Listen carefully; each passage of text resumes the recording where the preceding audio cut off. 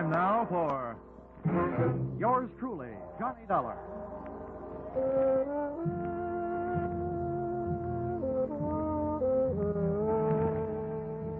The next half hour has its baggage packed to take a trip with America's fabulous freelance insurance investigator, Johnny Dollar. At insurance investigation, he's just an expert. At making out his expense account, he's an absolute genius.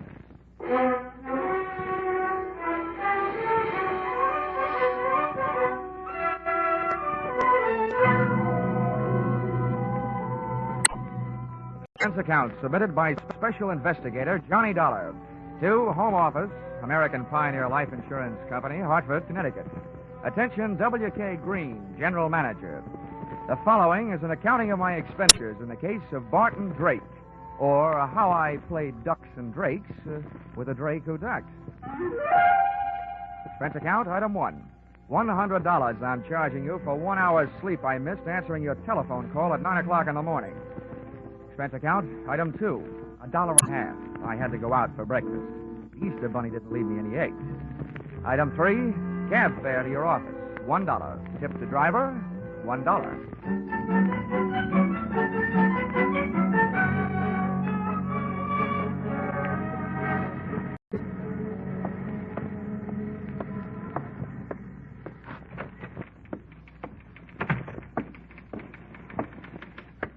Good morning, Johnny. Why don't we make that good night sometime soon? Shall we, Chickie? Well, I've had to type up some of your expense accounts. I think maybe an evening with you might be fun. But business first. Old Stonewall's waiting for you. Hasn't he gotten out of that military kick yet? No, he still thinks he's a general. But to me, he's still just what he was before he ever went into the Army. His belts never stopped fighting the battle of the businessman's bulge, huh? Well, forward march.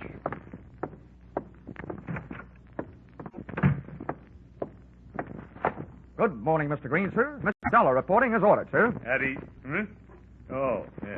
What's this looting and heel-clicking about? Oh, I thought you might be homesick for some military courtesy. Yeah, I'd be surprised to get any kind of courtesy from you.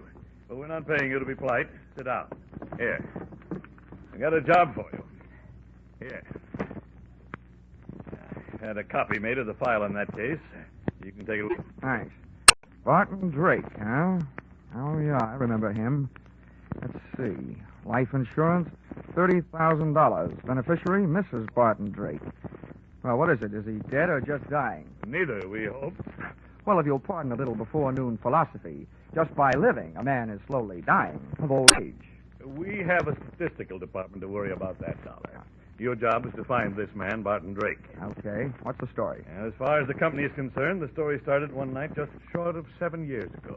Oh, that would make it 1942. Yes, the same year I was called upon to fight for my country. Yeah. In the insurance division, Pentagon Building, Washington, D.C. Huh? But don't get me wrong. Those who served can be just as proud of what they did as those who fought. As you were saying. I merely used the word fight as a general term. Yes, General. Barton Drake, one night about 7 years ago? Yes. When we issued the life policy on Drake, he listed his occupation as that of hardware store proprietor. Hardware? As I recall it, he specialized in unregistered pistols, handcuff keys, and hacksaws. And if I'm not wrong, at the time he disappeared, he was under suspicion of grand larceny and wanted for assault with intent to kill a police officer. Yeah, that's right. At the time, he was suspected of a number of large robberies. Now, refresh me on that cop shooting. How'd that happen? You remember. When the police arrived at the house to pick him up, he opened fire from the bedroom window, made a dash for it out of the back to his own car. And there was a chase during which the car skidded and went through the rail of a bridge into the river. Oh, yes. Now I remember, yeah. They never did recover the body or the loot. All they got back was a wet Buick. Dollar, that was 7 years ago. At least it will be 7 years in 1 more week. At that time, Barton Drake will be declared legally dead by the probate court. His wife has already instituted proceedings. And when the court says she's a widow, she says, I want my $30,000, and you have to pay it, right? Exactly. But we're not going to pay that $30,000 if we can help it.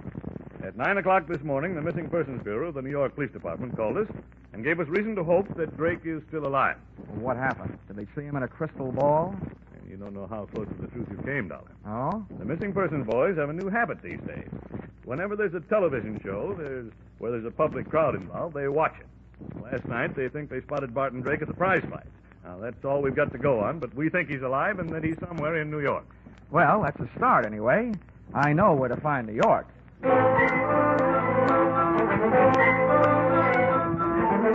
Expense account, item 4, $7. Mileage, Hartford to New York. I stopped in Bridgeport to soak up a dish of coffee and whatever information there might be in the insurance file. Of the two, the coffee was the stronger.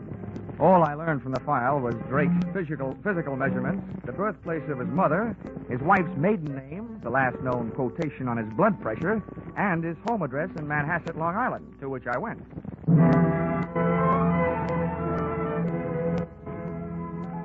The house had a $40,000 look about it, and its grounds were being secured by a gardener who had a $12 a day look about him.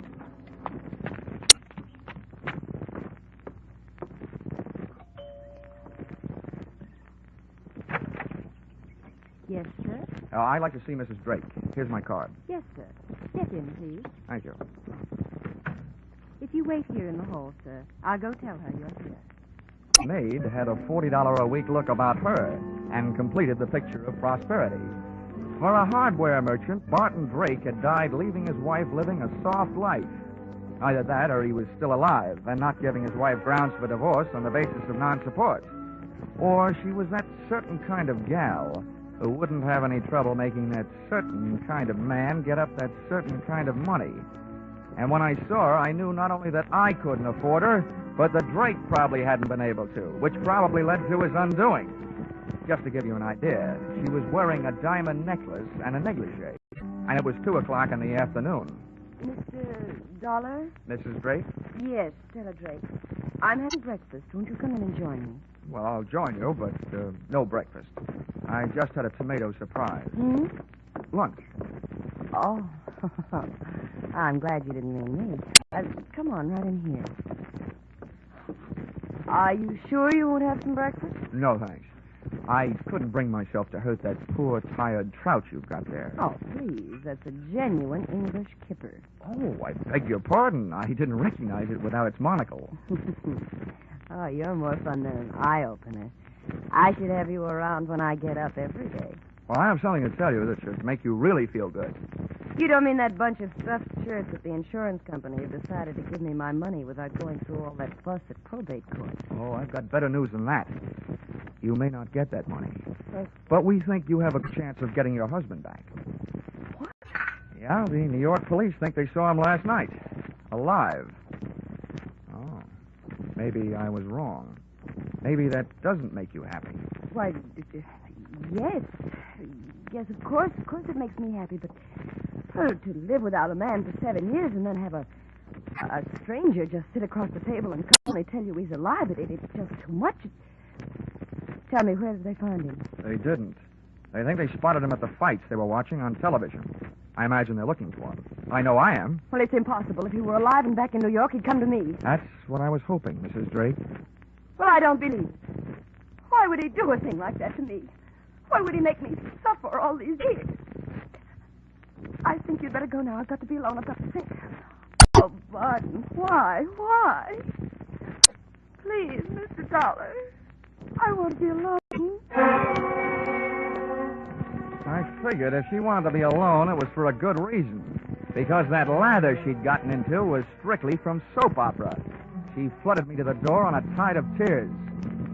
Once outside, I picked up the hedge clippers the gardener had conveniently left near the front walk and pruned the telephone wires leading into the house. Then I took a plant on the place from the other side of the street. I figured Mrs. Drake would want to share her troubles with somebody, and with the phone wires cut, she'd have to leave the house to do it, giving me a chance to follow her. And that's the way it worked out. She led me someplace, all the way into New York City, but not to Barton Drake. That would have been too easy. Once in Manhattan, she headed for a drugstore and a telephone booth.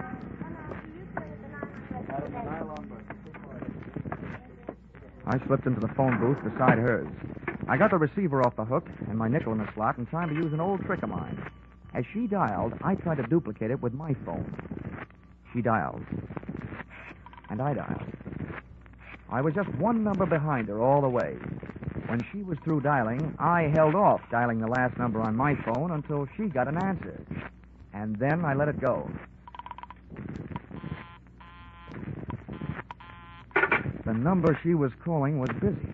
It was room for coincidence, but it was good enough for me. I jotted down the number I'd gotten on my little telephone game of tag and then listened. I've got to see you right away. We're in trouble. All right, I'll meet you in 20 minutes. The usual place.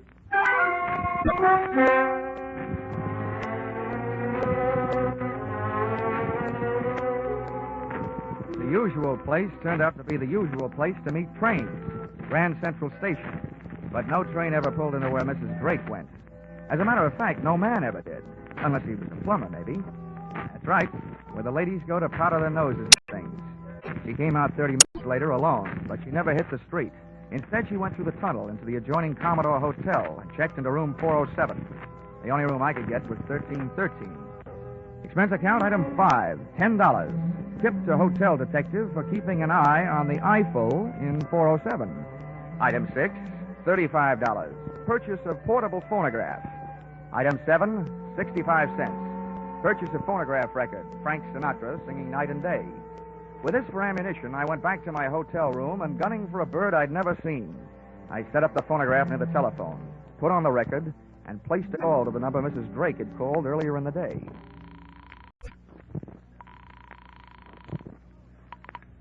Hello. Hello there. 7 p.m. again, and this is your favorite disc jockey, Happy Jack the Money Man. Yes, your favorite disc jockey, your spinner with the winners. Tell me, are you listening to our show? My radio is not on. Goodbye. Oh, hold the phone, madam. A little thing like that doesn't make any difference to Happy Jack.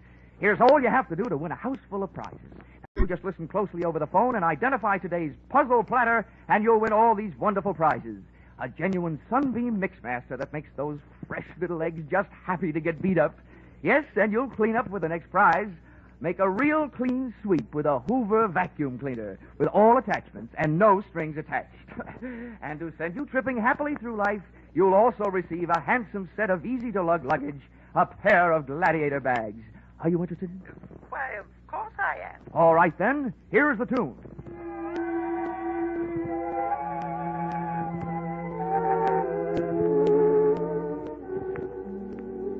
Night and day. There it is. What's the title of that song? Night and day. You're right. You win all the sensational prizes. Quickly now, give me your name and address. They'll be delivered tonight. Mrs. Knott, Yes, Mrs. Knott. The street number? 127 East 89th Street, apartment 3C. Thank you, Mrs. Knott. You'll get the whole works immediately.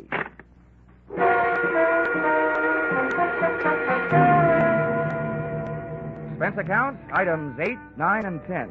$39.50 purchase of Mixmaster, $79.50 purchase of vacuum cleaner, and $89.50 purchase of luggage. You may resent this expenditure, but there's one thing you must remember. Nobody can resist trading their name and address for something for nothing.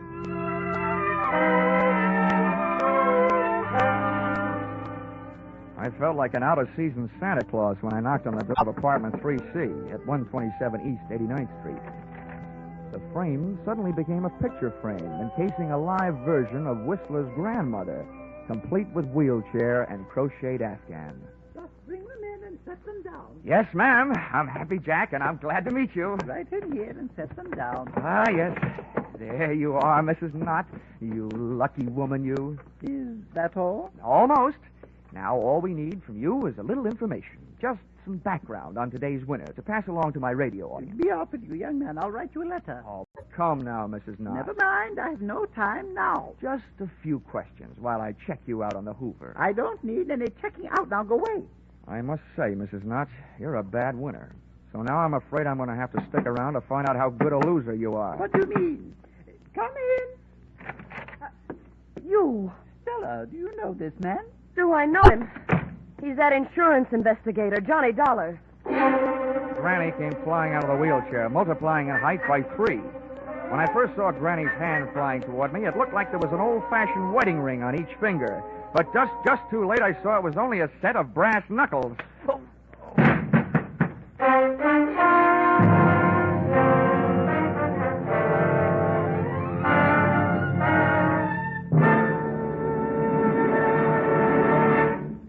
In just a moment, we'll return to the second act of yours truly, Johnny Dollar.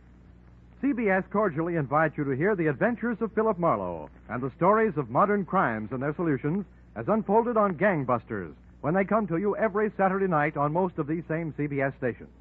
Tomorrow night, Philip Marlowe will investigate the mystery behind the cloak of Kamehameha, and Gangbusters will deal with the case of the callous killer. Now back to yours truly, Johnny Dollar.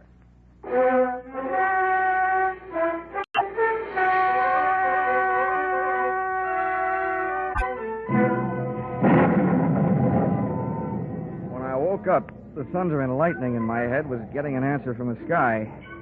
And I started getting some answers, too. You, James, give me a page. Granny's You're all voice alike. had changed to the You're bass talking register, worse and than its owner was You're smoking a never big satisfied with cigar. what you've got. I stayed on the floor and quiet. Listen I didn't to want me. the brass Why knuckles didn't you crooning listen to me me? another lullaby. Come awful close to fouling up the whole deal. I told you I didn't want you to try to collect on that insurance. Why'd you do it? It's $30,000, that's why. To hear you talk, you'd think you were going hungry. What do you think I am, some empty milk bottle you can run down to the corner and get your nickel back on?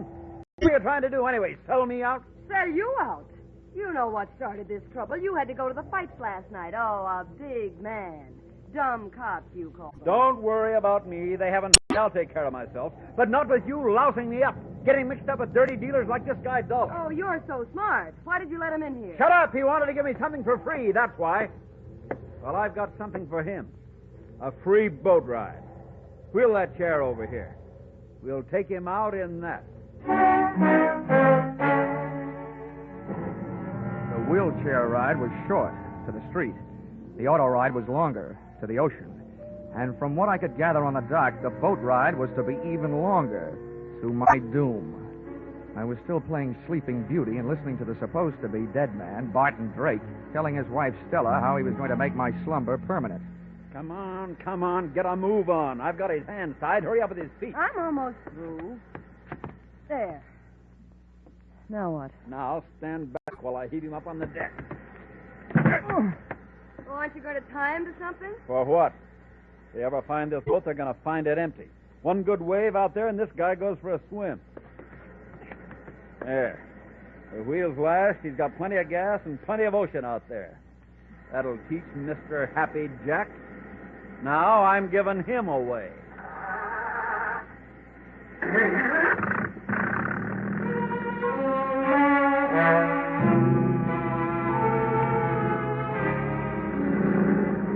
Taking that salt shower bath with my clothes on wasn't the big chill in my life. I was scared. My heart was racing faster than the boat engine. And for the first 20 minutes, all I could think about was hanging onto that slippery deck with all I had to hang with, my hopes and my heels. I was on a thin strip of deck after the wheel. Hard by my hands was a deck cleat. With that for a starting point, I went to work, trying to out-navigate that rope, with which Barton Drake had lashed the wheel. I worked my tied wrists over the cleat and dropped my legs down over the side into the icy racing water. I had rigged myself into a human jury rudder to swing the boat off its course. I didn't know where it would take me, but I didn't care so long as it wasn't out to the open sea.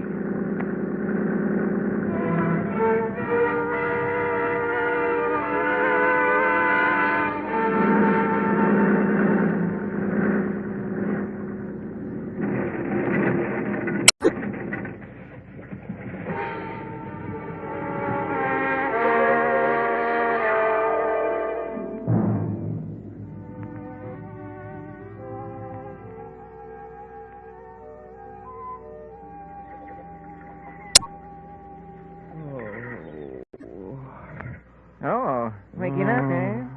Might as well tell you. Your boat sunk and you ruined the dock last night doing it. You have to pay for it. Oh. My name's Fred Kindly. I put you off the beach. I'm expecting to be paid for that, too. Will it cost me to find out where I am? It ain't worth nothing. Talk, ain't. You're on Slate Island. Ain't worth much neither. All slate. Didn't have sense to grow no chalk to go with it. Dandy. Where are my clothes? Out in the sun. How about my wallet? Fish must have got it. Mind if I feel your back for fins? Now, don't get funny, young feller. Might want to be getting off this island someday. Someday. Some minute is more like it. You got a boat? Of course I got a boat, but ain't got much food. Maybe if I could afford to buy some of supply goods when I got to the mainland, Well, how much would it cost? much as $100 maybe? Okay, it's a deal. Let's go. Hold on now. Only said maybe. Come think of it, might cost $200. Oh, okay. You swindler. $200 then. Oh, swindler am I? I say a fellow's might as well have the game as his name. Makes my price $500 worth of grade A canned goods. And if you don't want to pay it, you can get out in the shack and wait for the mailboat. Maybe I will. When does it get here? Week from Tuesday. Okay. He'll get you $500 worth of canned goods. When can we start? I'll give you your clothes soon as you put it in writing and sign your name. Where's the paper? Right here. Keep it handy. Just fill in the amount here. $500 worth. It's my regular contract for shipwreck. Okay. Give it here. 500. And where do I sign? Right there at the bottom. There you are. All signed. That's a peculiar name. Ali Khan. I'd had more than my share of wind the night before, so I decided to throw caution to it. I went to the building at 127 East 89th Street and up to apartment 3C. First I knocked with my knuckles and got no answers, so then knocked with my feet. Well, what do you know? The lock broke. There was nobody home, and Barton Drake must have been out calling himself Granny at the moment because the wheelchair part of his disguise was also among the missing. The closet was empty, and the brand new Gladiator bags I had the previous evening were nowhere to be found. Well, nobody could say I hadn't made it easy for Drake to make a getaway with my little giveaway. I even supplied the luggage. But all the traffic wasn't going. Some of it was coming. Oh, well, Stella, there's one bad thing about kicking your way into places. You can't lock the door behind you. Well, now that you're in, you better come all the way in. What are you doing here? You should be asking me what I'm doing alive. The only answer I've got for that is I don't murder easily. Where's Barton? Ah, that was the next question I was going to ask you. Now that one's gone, I've got a couple more I'd like to ask you. And don't argue. I don't know anything. Well, then let me tell you something. If you're not guilty of anything else, you are guilty of attempted insurance fraud. That's in my department. The tougher you make it on me, the tougher I'm going to make it on you. Now, about those questions. How long has your husband been back here in New York? He never left here. Oh, the night his car crashed through the bridge, he just grabbed himself a hideaway in New York and stayed put, huh? How long has he been using that old lady disguise? All the time. Okay. Well, now my last question. That bag in your hand, where were you going? Okay, let's find out. Give me that bag. Uh-huh. What's this? Well, it's either a bathing suit or a two-piece handkerchief. And that blouse there, that doesn't look like it's for dinner wear in an igloo. You were headed south. So we were headed south. What about... We, huh? If you ask me, and I doubt that you will, so I'll tell you anyway, your hope's just headed south. Lady, you've been double-crossed. Your husband took off without you. I don't believe it. If he left here, he had a good reason. That's your guess, but we're not playing your hunches. We're playing mine from here on in. Just where did he say you were going? I don't remember. Maybe it'll help if first you remember what I told you about insurance fraud. It's good for 10 to 20 years. Now, do you remember? He bought tickets on the Orange Blossom Special for Florida. It leaves Penn Station in an hour and a half. Oh, you've got that a little backwards. The Orange Blossom Special pulls out in half an hour. What? That doesn't even give me enough time to get down there. Get out of my way. Sit down.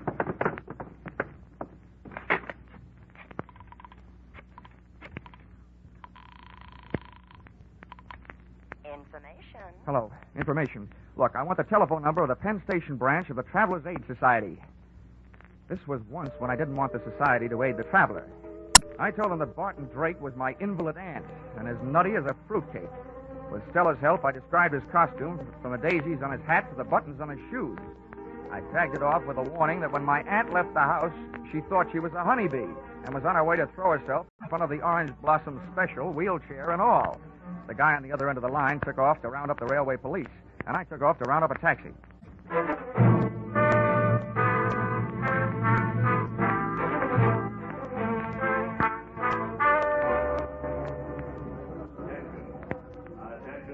I rode the escalator into the main waiting room, and halfway down, I spotted Barton Drake in his grandmother getup.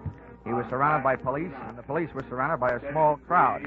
I walked over. Orange Blossom Special. I don't know what kind of a practical joke this is, young man, but it's not funny. You made me miss my train, and I don't even have a nephew. No, Mother, don't be upsetting yourself. Don't you now, me, young man. Just get me on a train. Any train headed south will do. Drake was getting ready for trouble. If the cops couldn't see it, I could. His hand was under his Afghan, and I knew the least it could be holding was a fistful of brass knuckles, but probably more. He was getting ready to make a run for it. I wasn't taking any chances. I edged my way through the crowd, up behind the wheelchair, and spun it around, and hit what looked like somebody's grandmother a beautiful shot in the whiskers. He hit the old lady. You got him? Now, wait a minute, officer. You don't understand. Don't understand, don't I? Hit an old lady, will you? He's not an old lady. Trouble you want, you scoundrel. Here, maybe this'll quiet you down. So you...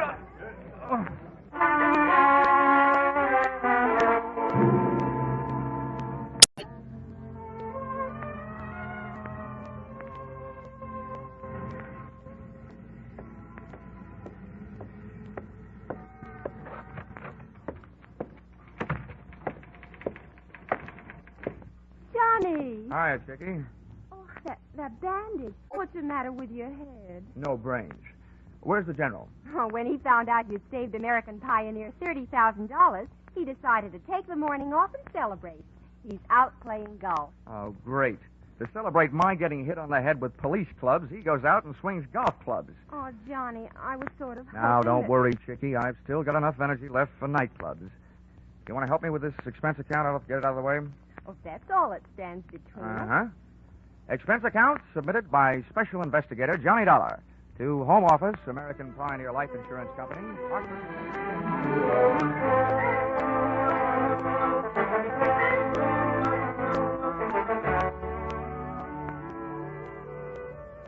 First, the police held me and let Granny Drake go to the hospital, where they learned the truth. Then they let me go to the hospital and transferred Barton Drake to the pokey, where he was soon joined by his lady-in-waiting, Mrs. Drake. Expense account item 11. Something I almost forgot. $500. Canned goods. For the man who got me off the rocks on Slate Island, Mr. Fred Kindly. Even if he did rob me, I didn't feel like robbing him. The only thing I did do was remove all the labels from the $500 worth of canned goods. I'm sure that this will see to it that Mr. Kindly had some very unbalanced meals, because I happen to know that there's no difference in the sound of canned tomatoes and canned peaches when you shake the can. Expense account total, $1,482.63. Yours, truly, Johnny Dollar.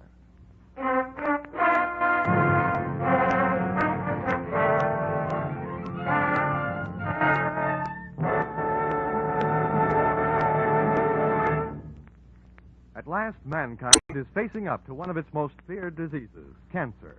Research scientists are working tirelessly, exploring every avenue that might lead to new treatments, new cures, and new insight into the causes of the disease.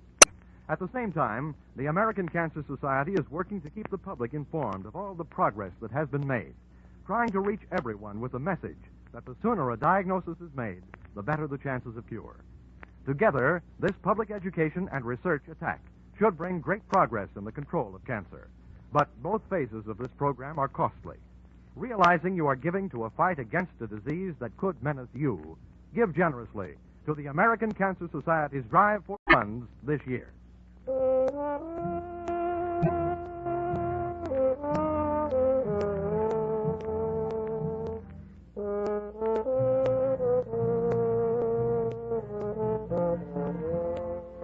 Yours truly, Johnny Dollar, stars Charles Russell as Johnny. Our music is composed and conducted by Leith Stevens.